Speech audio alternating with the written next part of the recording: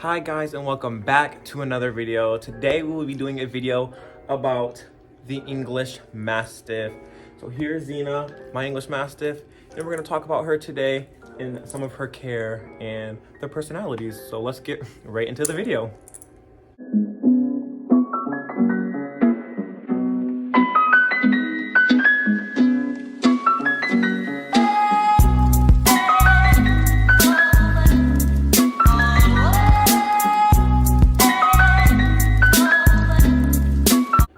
So as you can see, the English Mastiff is a pretty big dog. My English Mastiff, she weighs about 150 pounds. She is a little smaller. Her mom, I think, was 180, I want to say, and her dad was a 200. So she's pretty small. She was not the runt of the litter, but her is a big, a big girl.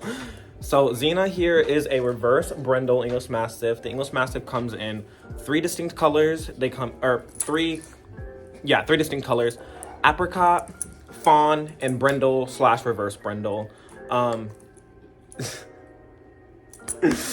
These big, lovey dogs are my favorite dogs. That's why I have one. They're just so big and cuddly. I just don't know what I would do without my baby. So we'll give some facts about their personalities. So English Mastiffs are just very, very nonchalant dogs. They'll listen when they want to listen for the most part. They are just very mellow, very chill. Xena here, she's a little stupid. Not actually, but she's just a big dumb girl. I call her my big dumb girl. She's very well trained. So I would just say, suggest if you're gonna get a big dog like English Mastiff, a Cane Corso, a Great Dane, any reasonably big dog, I would make sure that you get training when they're very, very young. Teach them all the things they need to know. If you don't like slobbery dogs, an English Mastiff is not for you. They are very slobbery.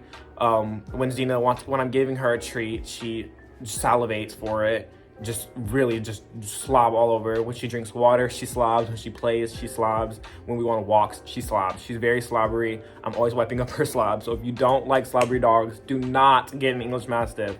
You will literally hate it. It's really bad. It gets all over your tables, all over your couch, all over your bed. It's horrible. So yeah, definitely don't get an English Mastiff if you're not into slobbery dogs. So the English Mastiff is a very good dog to have as a guard dog. There are better dogs, but they are very good. So English Mastiffs are just naturally, instinctively protective of their owners. So if somebody starts to play fight with me, Xena will get in between it, and she doesn't like it. She'll growl. Not like growl, but she'll she will. She'll kind of like bark. It's kind of like a grunt. So she starts doing that if anybody tries to play fight with me. So pretty much, you want to train your dogs to be nice. Clearly, you want to train your dogs to be nice to people that you let into your home, but at the same time, you want to teach your dogs that when somebody comes into your home without being invited into your home, then they protect your home.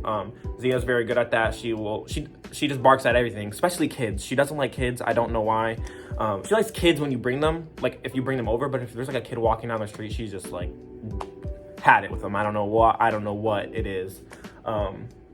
But she's just naturally protective, and especially when I'm emotional, if I start to cry, Xena will come up and lay on me, and I think having all that weight of a big dog on you is really good. So if you have anxiety, I would actually really recommend an English Mastiff for you, just because all of their weight is like a weighted blanket kind of. It just kind of makes you feel safe, like a hug. You can cuddle with them. I cuddle with her all the time when I need someone to be with. She's just like a human, so I'm just with her. Might be. So, okay, and now I'm gonna give you guys some fun facts about this gentle giant. Xena decided to try to lay on my lap.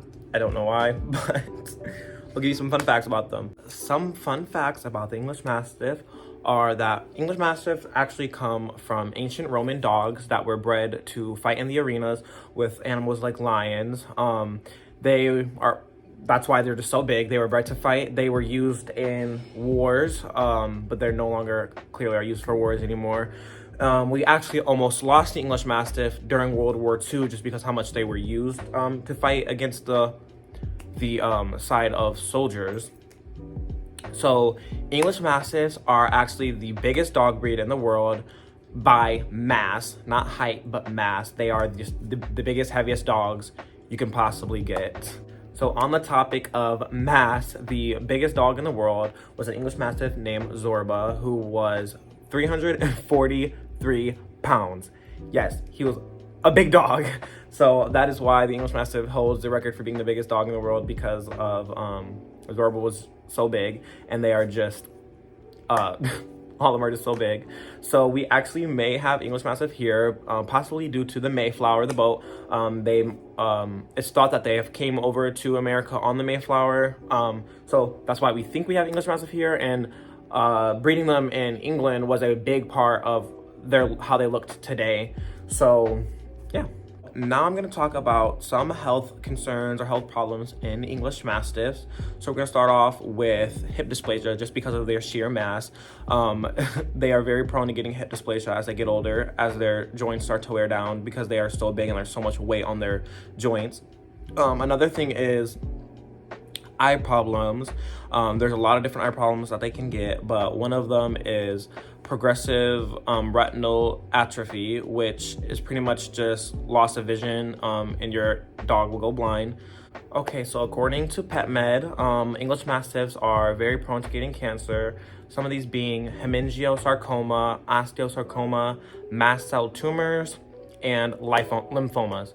So you just want to make sure that you're checking your English Mastiff for lumps periodically, you're watching your English Mastiff's behavior. So if your English Mastiff is being lethargic, they aren't eating as much, drinking as much, or just have a different mood, you do want to take them to the vet, because cancer is very serious, and if the earlier you catch it, the better it is to be treated and to be taken care of.